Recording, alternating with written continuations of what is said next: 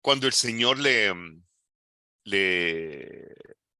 dictó condena a la serpiente, a Satanás, por haber engañado a Adán y a Eva, ¿verdad? Después, la función en todo el trabajo que él hizo durante su ministerio en la tierra. Y finalmente nos enfocamos en todo lo que nuestro Señor Jesucristo hizo después de muerto y la forma en que comisionó y discipuló en cuanto al evangelio del reino a los discípulos para que supieran qué era lo que había que hacer, porque como estaba escrito, ¿verdad? Siéntate a mi diestra hasta que ponga a los enemigos por estado de tus pies. Entonces eso definitivamente es un indicio de que lo que el Señor espera es que sus enemigos sean puestos por estrado de sus pies para finalmente poder él venir y reinar eternamente acá con nosotros. Entonces ese es el título que le puse, el llamado del cristiano, en el cual anhelo que todos los que podamos escuchar el mensaje tengamos claros que la parte que nuestro Señor Jesucristo hizo al vencer en la cruz del Calvario, lo dice claramente, perdón, que venció a los principados y a las potestades exhibiéndolos públicamente en la cruz. Entonces la función espiritual Jesús la hizo y ahora la estafeta nos queda a nosotros los que estamos en la tierra para completar el trabajo que físicamente sí podemos hacer. La parte que no podíamos hacer, que es vencer la parte espiritual, esa nuestro Señor la venció por nosotros. Pero todo lo que tenemos ahora que hacer ya es responsabilidad nuestra.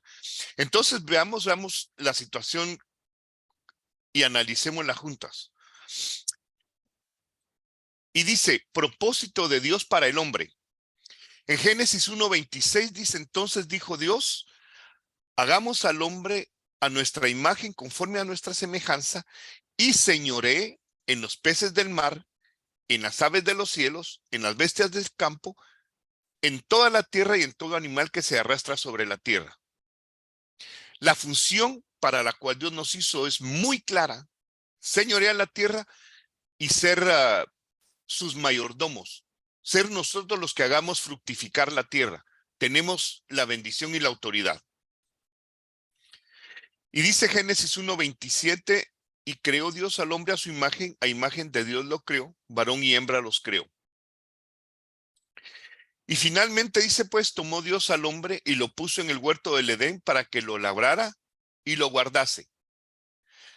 Ahí sí que una de las situaciones que yo he escuchado, me imagino que ustedes también, es que dicen que Dios hizo el trabajo como castigo al hombre por haber pecado. Eso solo el negrito del batey y esos hermanos se lo creen, que dicen que Dios hizo el trabajo como castigo, así el negrito del batey. Pero no, el Señor nos hizo para trabajar la tierra, para labrarla, para hacer producir su creación.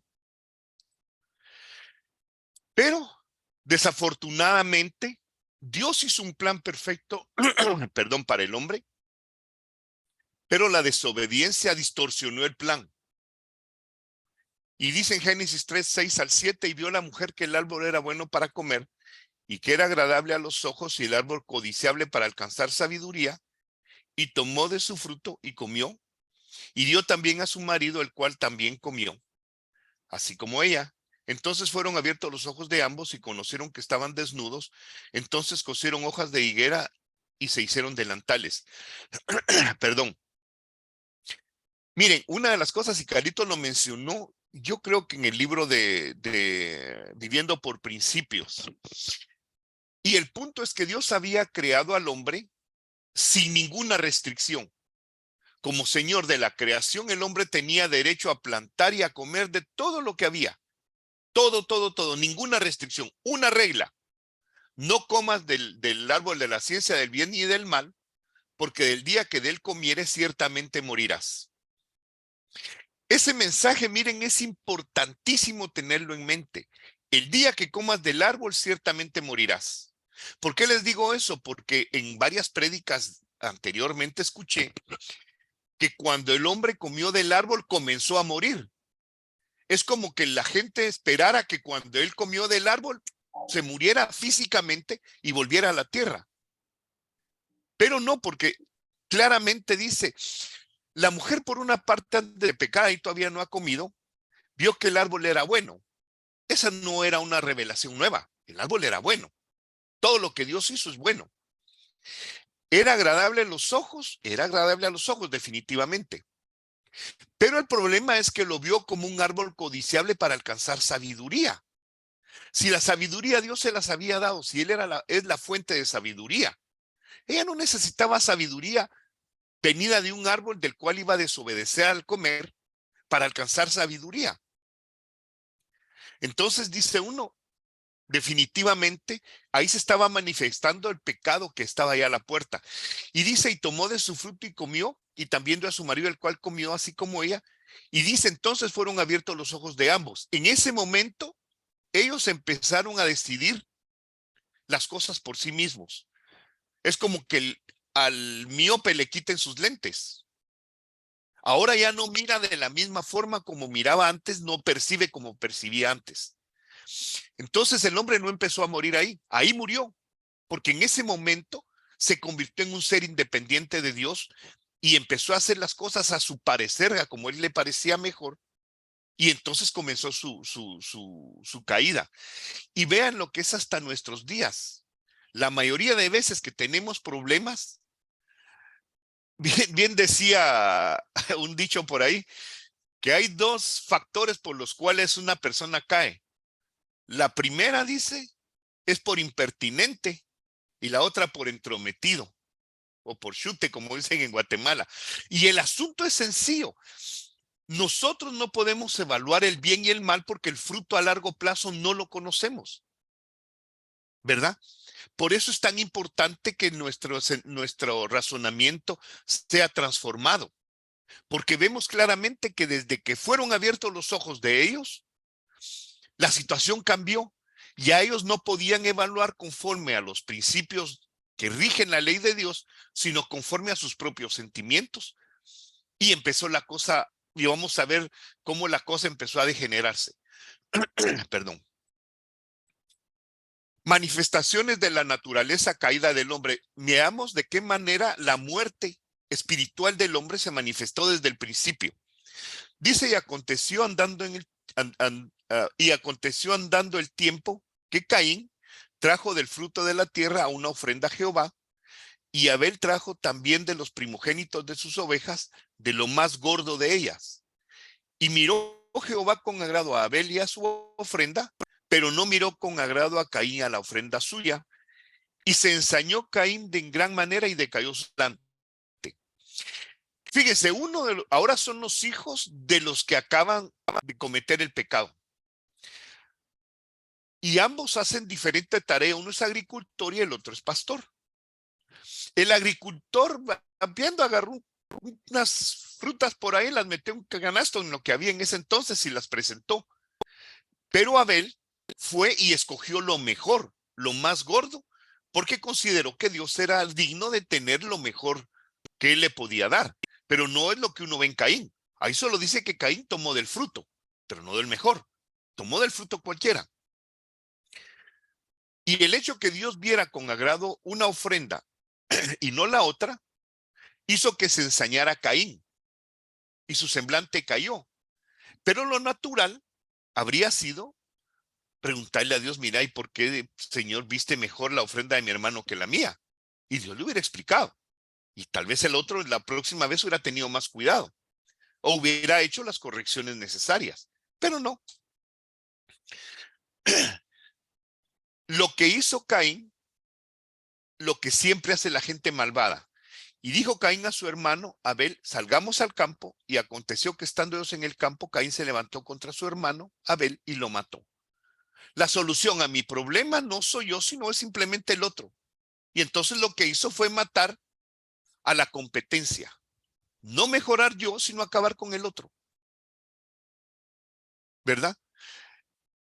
En términos naturales, diría yo, sucede, pero también sucede en la naturaleza caída del hombre que cuando algo está mal, no es culpa mía, o es culpa de mi vecino, de mi amigo, de mi hermano, de mi padre, de mi madre, de cualquier otro menos mía. Y entonces, en lugar de buscar la solución en donde la debo encontrar en mí, voy a buscar en otra persona, viendo culpo a otra persona. Y miren después, otra persona que definitivamente el orgullo ya se le subió a lo máximo. Dice y dijo en Génesis 4, 23 a 24, y dijo Lamec a sus mujeres, Adá y Sila, oíd mi voz. Mujeres de Lamec, escuchad mi dicho, que un varón mataré por mi herida y un joven por mi golpe.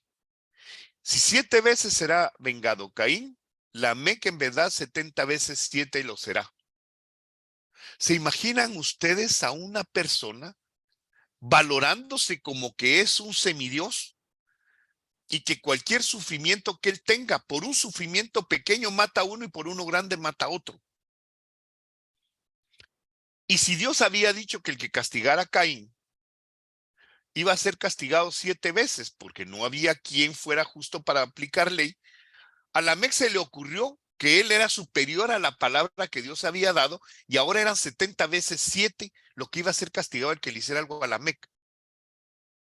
¿Se imaginan ustedes hasta dónde había caído ya el hombre que se había adjudicado a sí mismo un valor tan grande? Y entonces, lógicamente, con gente de ese tipo, si hubiera continuado la situación sin control, la cosa hubiera sido difícil. Entonces dice, el plan de rescate de Dios para el hombre era poder restaurar lo que la falta, el pecado que Adán y Eva habían cometido, había que restaurar para volver la tierra a la situación a como estaba antes de la caída.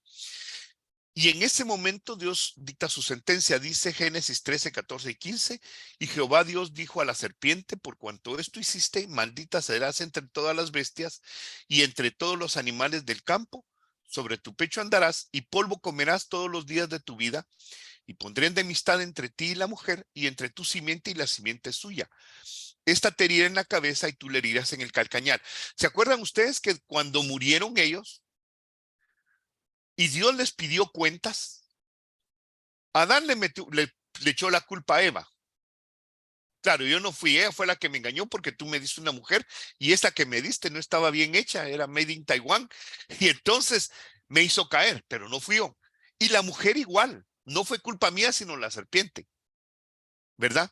Ahí se manifestó que ya el hombre estaba juzgando de acuerdo a su propio prejuicio, buscando siempre su propio bienestar y buscando siempre sacar, de excusar sus malas obras.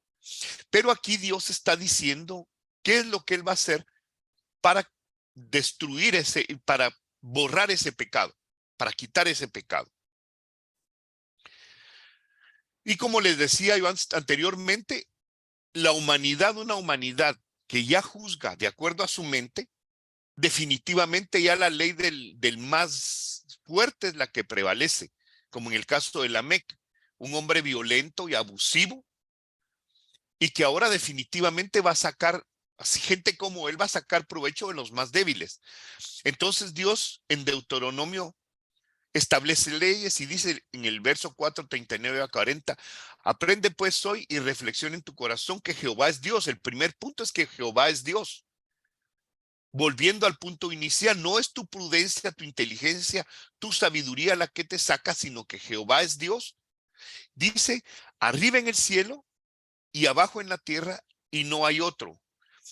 Y guarda sus estatutos y sus mandamientos, los cuales yo te mando hoy para que te vaya bien a ti y a tus hijos después de ti, y prolongues tus días sobre la tierra que Jehová tu Dios te da para siempre. Y ese punto es importante, amados hermanos, porque si Jehová es Dios arriba en el cielo y es Dios abajo en la tierra, quiere decir que su ley domina tanto arriba como abajo. Su voluntad debe hacerse tanto arriba como debe hacerse aquí abajo. Su ley debe ser tan buena aquí, allá como acá. Y la idea es para que te vaya bien a ti y a tus hijos. Hablando a veces en términos individuales, uno piensa que las leyes que se están dando ahí son simplemente leyes como los 10 mandamientos, digámoslo así. Pero la idea es preservar a toda la humanidad. El mensaje está dirigido para todos.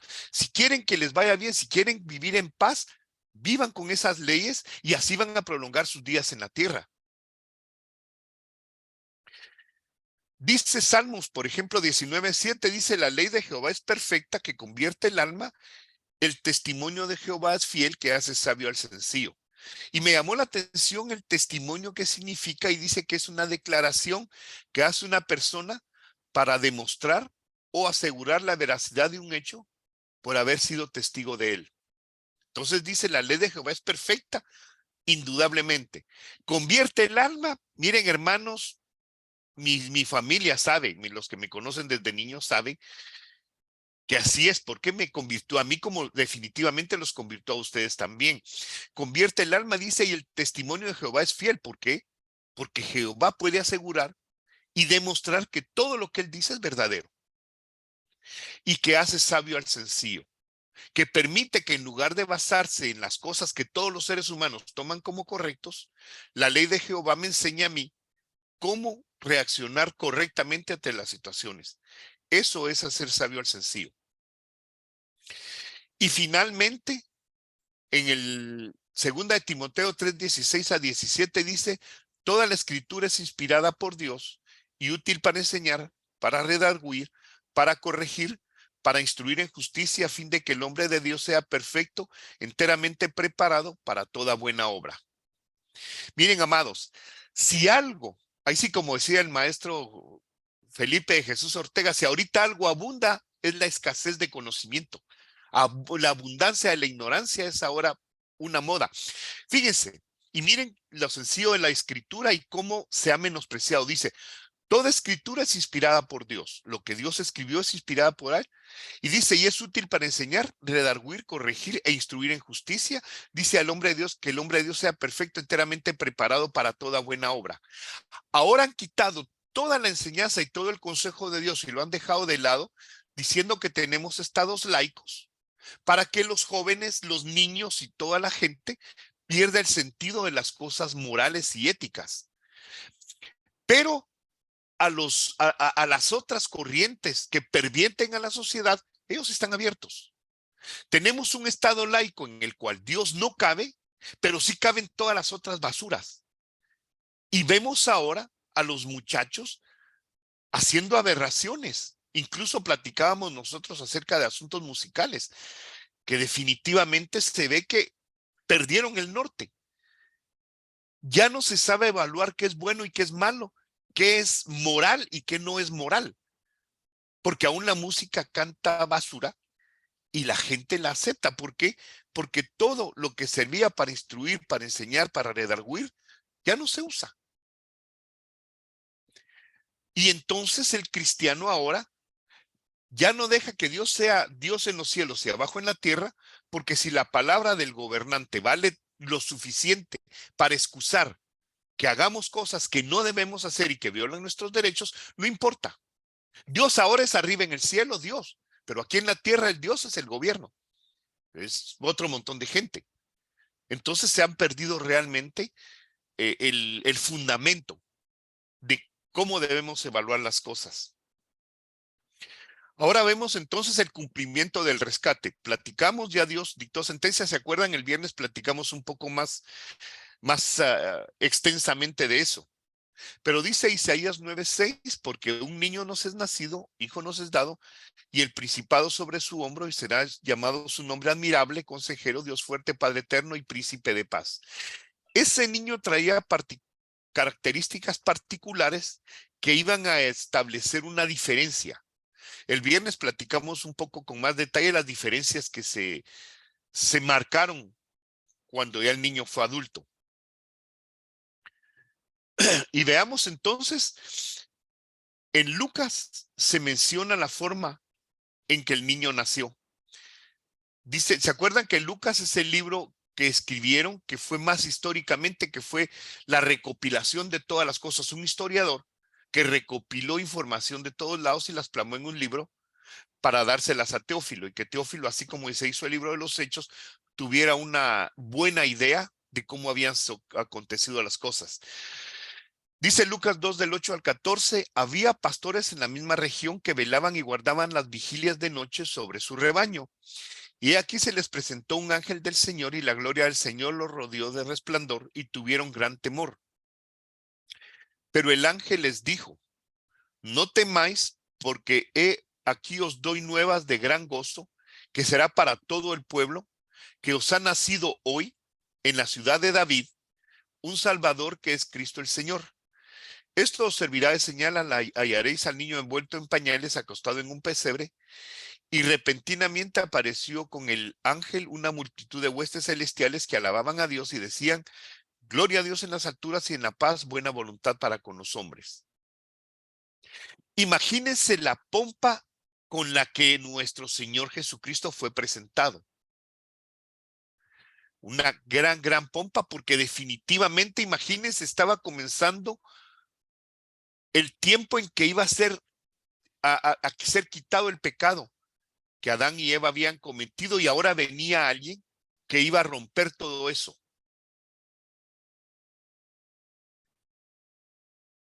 Y dice en Mateo 3 del 1 al 3, dicen: aquellos días vino Juan el Bautista predicando en el desierto, y aquí se haciendo adultos tanto Jesús como su primo Juan. Dice, y diciendo: arrepentidos, porque el reino de los cielos se ha acercado. Pues este es aquel de quien habló el profeta Isaías cuando dijo: voz que del que clama en el desierto, preparad el camino del Señor, enderezad sus sendas.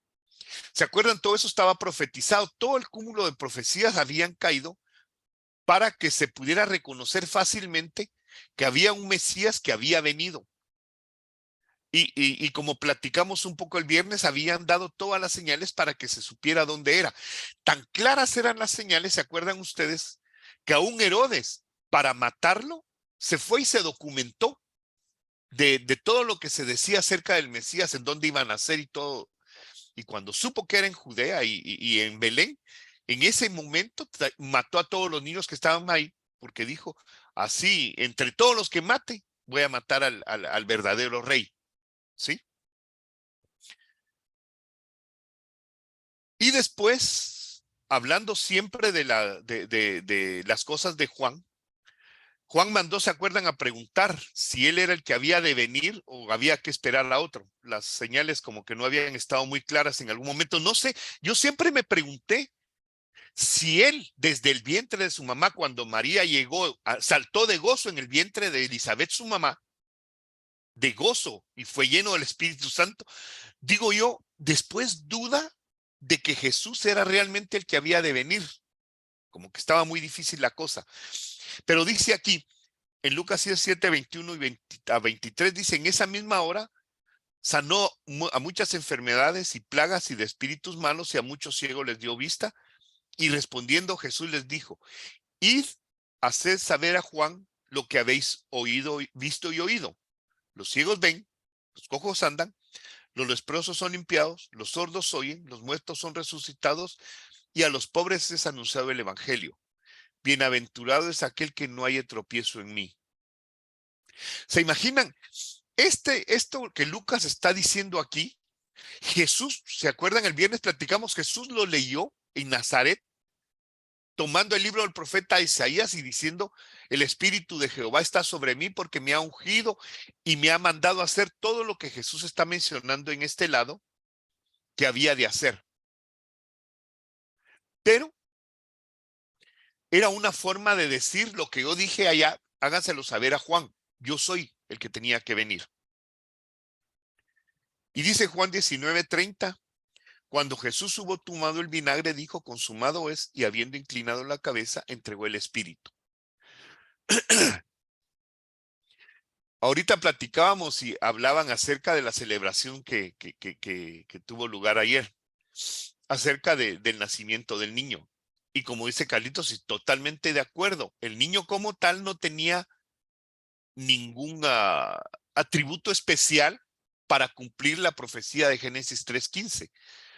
Porque lógicamente el niño como tal en ese momento era un niño humano como cualquier otro, que no podía valerse por sí mismo, y por eso tuvo padres, José y María, y estaba tan indefenso que cuando habían ataques, un ángel tenía que decirle a José y a María qué tenían que hacer para evitar que le hicieran daño al niño. Si Herodes hubiera logrado matarlo, se acabó. Porque todo lo que debía cumplirse, todo lo que los profetas habían escrito, no se habría cumplido, seguiríamos en nuestros delitos y pecados. Ni siquiera estuviéramos hablando de él porque no tendríamos esa bendición, ese privilegio.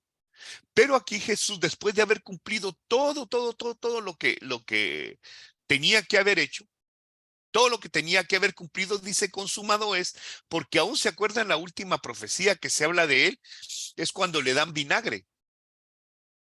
Y él lo toma y después de haberlo probado, dice consumado es. Aún esa parte estaba profetizada para que no hubiera ninguna duda de quién era.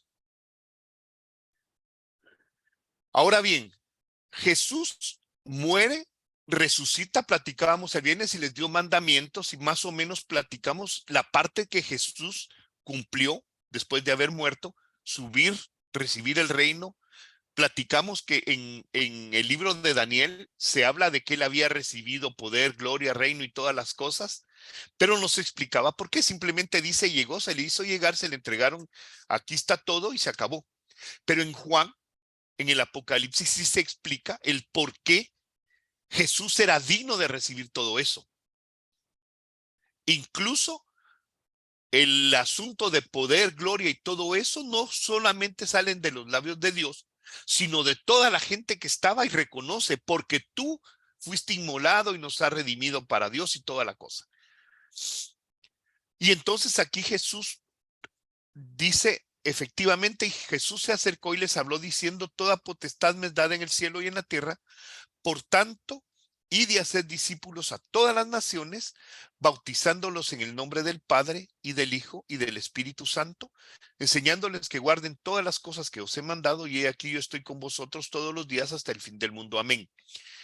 El punto importante aquí es, uno de los que tenemos que tener bien claros, es que a lo que se discipulan son a las naciones, no solo a individuos. Acordémonos que la Biblia dice que las naciones no son sino hombres, y a los que se disipula es a los hombres, y para disipular a la nación tiene que transformarse la nación. Una nación no puede ser de Dios si se rige bajo principios del mundo. Definitivamente no puede ser. Y si se dan cuenta, la lucha que regularmente tienen las organizaciones corruptas internacionales es para establecer leyes que vayan y contradigan lo que la sana doctrina dice. Por ejemplo, el derecho a la vida, que digo yo es uno de los derechos más, más fuertes que el hombre tiene, más, ¿cómo podría decir yo? El mejor derecho que el hombre tiene es el derecho a la vida. Es uno de los derechos que están aboliendo a través del aborto, por ejemplo. Entonces nosotros definitivamente no podemos estar de acuerdo con el aborto si la Biblia claramente dice que nadie tiene derecho a quitar la vida. Pero para que esas cosas no sucedan, toda la nación tiene que estar de acuerdo. Los gobernantes tienen que estar de acuerdo en que todas esas son aberraciones y es buscar ponerse a Dios de enemigo. Dice Hechos 9:15 al 16. El Señor le dijo, porque instrumento escogido me es este para llevar mi nombre en presencia de los gentiles y de reyes y de los hijos de Israel, porque yo le mostraré cuánto le es necesario padecer por mi nombre. ¿Por qué escogí esa escritura? Una de las cosas en las que han pervertido el evangelio es ofreciendo cosas a través de dar, por ejemplo. Por ejemplo, el famoso evangelio de la prosperidad ofrece a ser ricos a todos los que caen y ponen dinero. Y miren, la verdad a veces es molesto ver cómo manipulan las cosas. Hay una señora que sale ahí muy famosa diciendo cuántos van a golpear la cabeza de Mamón con $100. Ese cuate ni lo conozco yo, ¿y qué me importa? Para mí el tipo no sirve, no existe. Si Mamón le llaman al Dios del dinero, y porque fíjense que justamente en francés, en la Biblia, en la traducción de francés, ¿se acuerdan? Que en nuestra Biblia dice, porque nadie puede servir a Dios y a las riquezas. Pero en francés dice, nadie puede servir a Dios y a Mamón. Ahí sí traducen el nombre de ese personaje. Pero entonces empiezan a decir, y el que no tiene, pues traiga sus carros, sus alhajas y toda la cosa. Y dice uno ofreciendo prosperidad, y a través de eso, cuando la Biblia misma dice que el alma del diligente es prosperada y la del perezoso es llevada a la miseria. Dice así como el hombre fuerte viene a una ciudad, así la miseria viene ante el perezoso y negligente. Entonces, instrumento escogido me es este, dice, para llevar mi nombre en presencia de los gentiles, de reyes y de los hijos de Israel, hablando de Pablo, porque Pablo así había sido un hombre celoso, que había luchado por lo que él mismo dice, consideró que era lo correcto. Pero cuando Jesús se le presenta, se da cuenta que estaba caminando en la dirección equivocada. Y me gusta porque lo primero que le dice, Señor, ¿qué quieres que haga? O sea, una bendición ver la forma instantánea en que Pablo cambió su forma de pensar. Entonces eso es muy bonito. Y lo que Jesús le dice, está hablando acerca del que va a ir a, a ponerle los ojos a Pablo para que se le caigan las escamas de los ojos. Dice, yo le mostraré cuánto Ay, le es escucha. necesario padecer por causa de mi nombre. Yo le mostraré cuánto le es necesario padecer por causa de mi nombre. Porque básicamente eso es, dice que el que quiere vivir piamente va a padecer persecución. Si uno cree que por estar haciendo las cosas correctas, lo van a uno a alabar y a decir, bravo, bravo, miren hermanos, no va a suceder.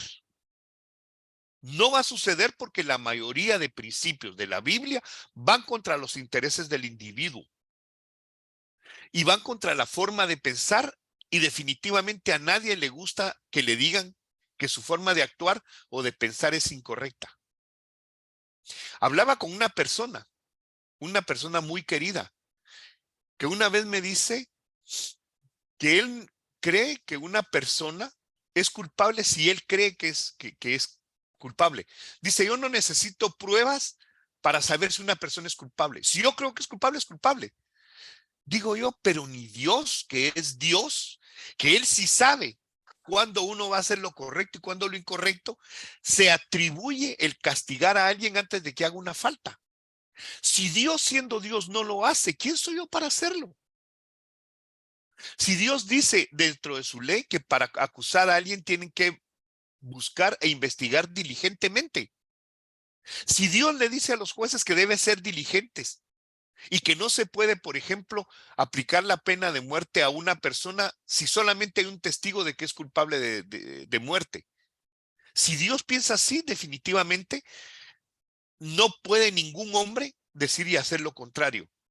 Entonces, si se dan cuenta, Dios escoge a las personas con un propósito, pero el propósito no es para que le aplaudan y hurra campeón, es para que busque transformar, para que sea luz y sal, para luz para los que no ven o ven mal, y sal para los que tienen corrupción y están corrompidos, para dar gracia.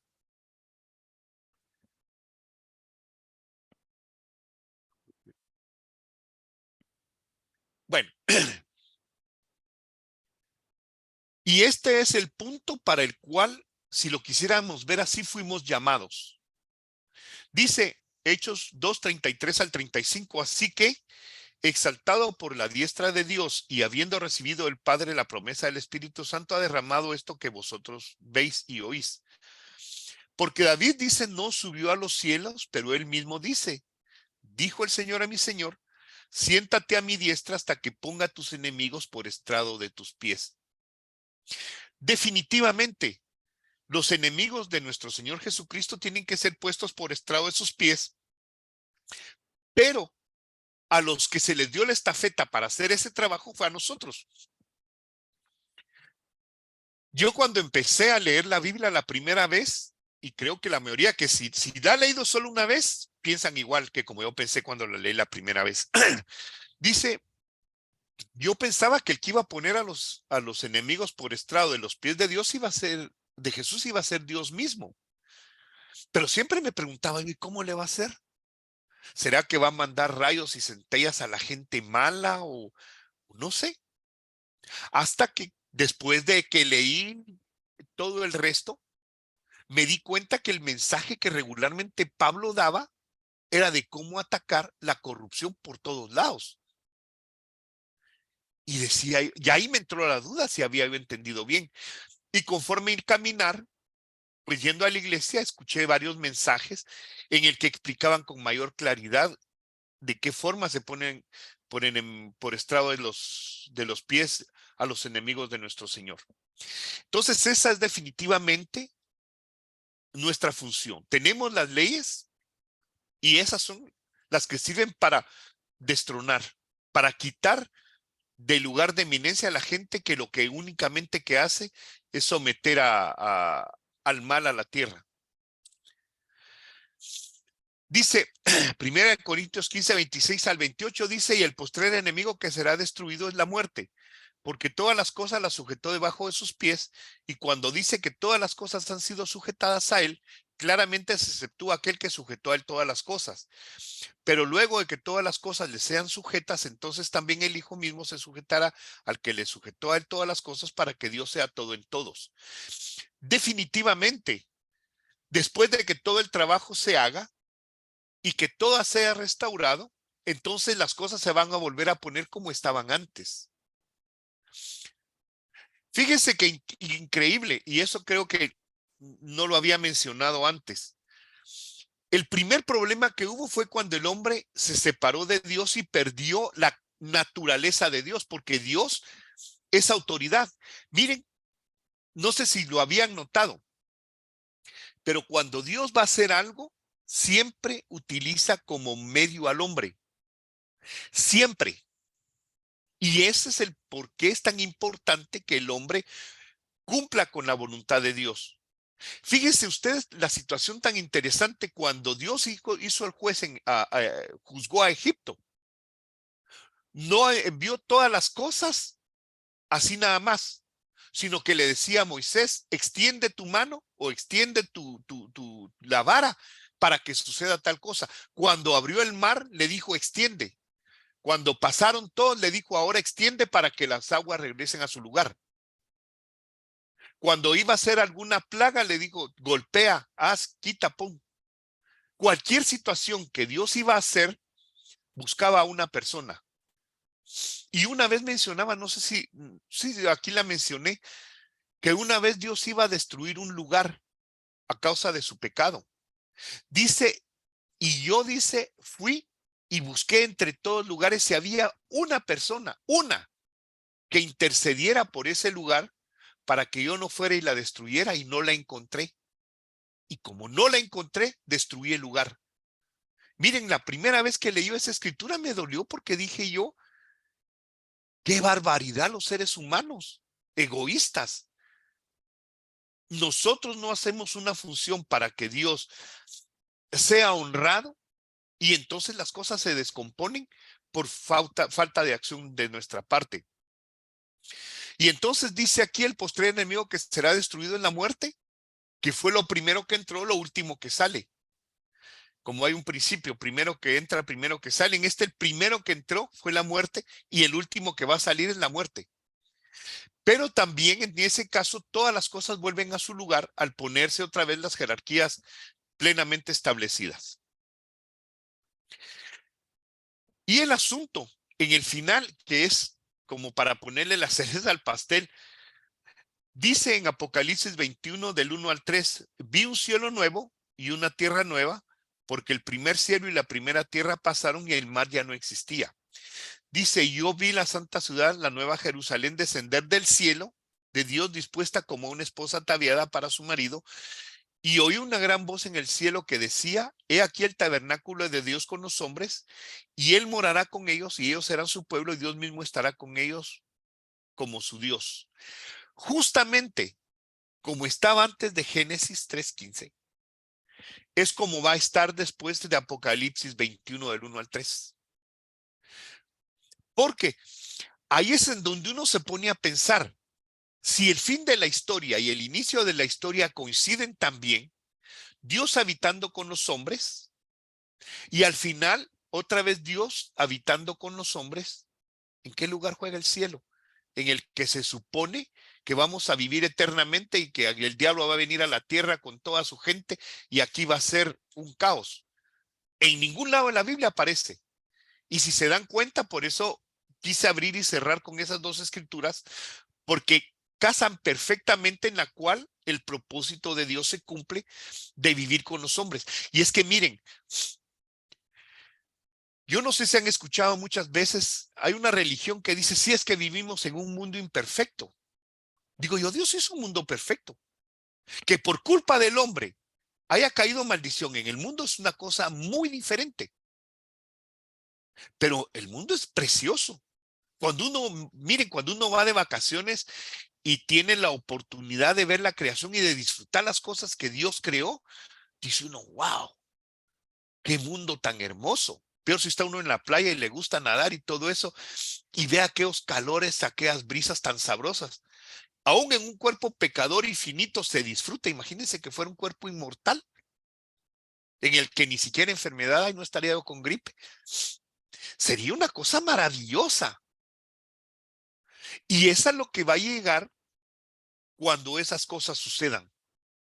Cuando todo sea restaurado, entonces es que vamos a disfrutar los beneficios que teníamos antes de la caída del hombre. Dios Jesús hizo una parte completa. Ahora nos toca a nosotros, mis amados, continuar con ese trabajo. A causa de que la gente piensa que nos vamos al cielo y que aquí se acaba todo, es que la gente sigue siendo negligente. La gente no se sigue ocupando en cuidar y proteger los bienes de Dios. Y ese es un grave problema, porque es parte de nuestras responsabilidades.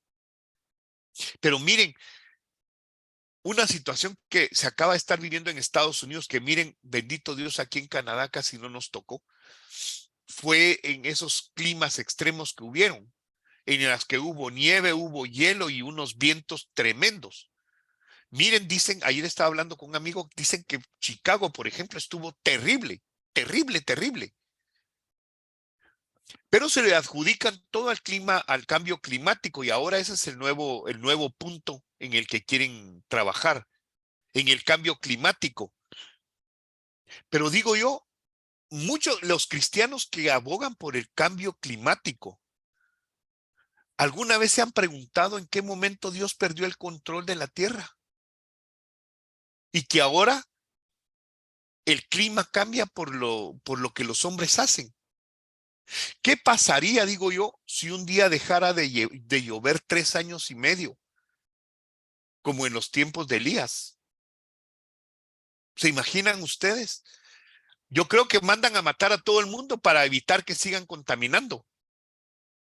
O en el tiempo de Faraón, en el tiempo de José, cuando fueron 7 años los que hubo hambre en la tierra. Dios no ha perdido el control. Definitivamente no lo ha perdido. Simplemente que se cosecha la maldad que se hace. Porque si aún la llamada iglesia está a favor de los principios terrenales y deja por un lado aquel que es Dios arriba en el cielo y abajo en la tierra, que dio mandamientos de lo que él espera para derramar bendición, como leíamos al principio. Decía, para que te vaya bien en la tierra y tus días sean prolongados. Si esa ley sirve para eso, si esa ley puede hacer la diferencia en lo que estamos viviendo hoy, yo creo que es negligencia del pueblo de Dios en estar haciendo para lo cual se supone, no se supone, para lo cual fue llamado, pero que definitivamente no se informa, que no lee, no estudia. Y había una escritura, no sé, lastimosamente la perdí, pero decía, quería mencionarla, no recuerdo dónde está, pero dice que el amo obedece a su señor y el hijo a su padre obedece. Si yo soy padre, dice, ¿en dónde está mi temor? Y si soy, digo, si yo soy padre, dice, ¿en dónde está el respeto que tienen? Y si soy señor, ¿en dónde está mi temor? Y fíjense, así es. La mayoría de gente ahora dice que Jesús es rey, que Jesús es señor, que Dios es su padre, pero de temor de Dios, de honrar a un señor, de obedecer a un rey, porque si el rey es el que emite leyes, ¿en dónde están las leyes que obedece? En ningún lado. Cualquiera que dice que Jesús es su Señor y Rey y Padre, si no cumple las funciones de honrarlo como Padre, de obedecer su ley como Rey y tenerle temor como Señor, que me perdone, pero eso es mentira. Sus hechos demuestran que no está diciendo la verdad. Entonces son cosas que a nosotros, hermanos, nos toca no solo obedecer, sino enseñar. Que la gente aprenda que la ley correcta es la que emana de lo que el Señor ya nos dio, de su santa palabra. La Biblia, y creo que hasta el cansancio lo hemos dicho y lo seguimos diciendo, no es un libro religioso, sino un libro de principios para gobernar tanto al ser humano como tal, al individuo, a la persona humana, como a la sociedad, como a la iglesia, como al comercio, como a cualquier situación en la cual el hombre trabaje en la tierra. En esa tiene que estar basado en lo que Dios dice. Medidas justas, el hecho de ser misericordioso, de extenderse al prójimo, de saber cuáles son mis derechos y cuáles son mis obligaciones, hasta dónde terminan mis derechos. Todo ese cúmulo de cosas a nosotros nos toca. Y me duele ver a gente que se llama cristiana que va en contra de todo eso. Digo yo, como que de noche pasaron cuando se les predicó. Y si leyeron alguna vez la Biblia, saber qué versión leerían, ¿verdad? Pues básicamente, mis amados, si hay comentarios, preguntas, pues son bienvenidas. Y si no, pues, mi amado Joelito.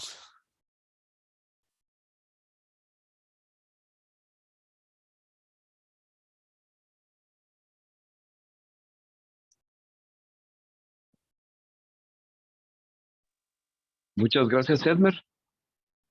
Gracias por la plática, la enseñanza del día de hoy. Lo disfrutamos mucho. Quiero darle la bienvenida también aquí. Vamos a ver a quienes tenemos. Si fueras tan gentil de dejar de compartir pantalla, te lo Sí, agradecería. Gracias. ahorita estoy. Ay, Ay, no, perdón. Gracias. Ahí está. Vamos a ver. Quiero darle. Yo veo a unos invitados. Celia, Victoria. Me imagino que también anda por allí Eric. Saludos, Celia y Eric. Que Dios me los bendiga. Nos alegra verlos por aquí. Ya los vamos a saludar. Daniel también se unió. Qué bueno, Daniel, que estás aquí. Sí. Claudia también se unió. ¿Me escuchan ahí? Sí. Entonces, gracias por reunirse. Quisiera preguntarle a Erwin, Carlos o Víctor Hugo si tienen algún anuncio.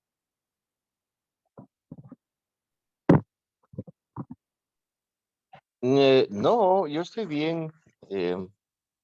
Gracias, Joel. Muy bien. Yo sí, no sé, no me veo en pantalla, estoy ahí. sí, estás, Carlitos. Estás ahí. Ok, bueno, sí, simplemente, en primer lugar, darle gracias a Dios por la palabra, definitivamente, y aprovechar para recordarnos. Me impactó grandemente entre todo, ¿verdad? El concepto que enfatizaste, Elmer, de que Dios buscó un hombre que se pusiera en medio y que al no encontrarlo, por eso fue que vino.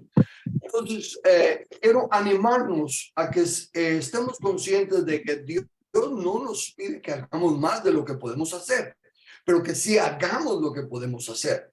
Y una vez más, el gobierno de la nación es decidido por hombres y nosotros necesitamos que esos hombres sean personas que teman a Dios. Los requisitos que están ahí en la Biblia que hemos estado enseñando es para que nosotros no solo votemos correctamente, sino que también enseñemos a otros.